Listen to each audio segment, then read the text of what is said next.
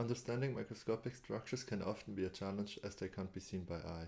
Traditional textbooks and images often fall short in making these easily understandable and interesting.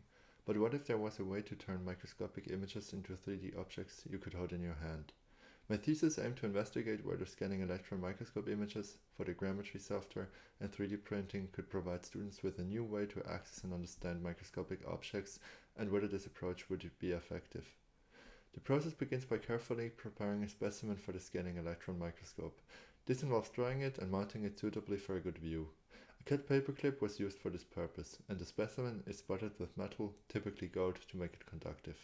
High-resolution images are then captured in a dome-like shape, and photogrammetry software is used to build a 3D model. Finally, the 3D model is printed, bringing the microscopic object into the real world.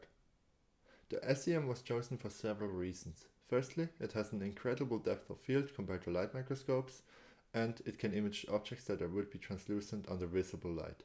This is because it uses electrons instead of light as an illumination source, enabling higher magnifications and a broader spectrum of specimens to be imaged. The results were very nice. Tiny hairs, complex eye structures, detail hard to see through traditional microscopes were clearly visible in the 3D models. These models have more than just visual appeal. Students who engage with these 3D models show increased motivation and a deeper understanding of complex scientific concepts.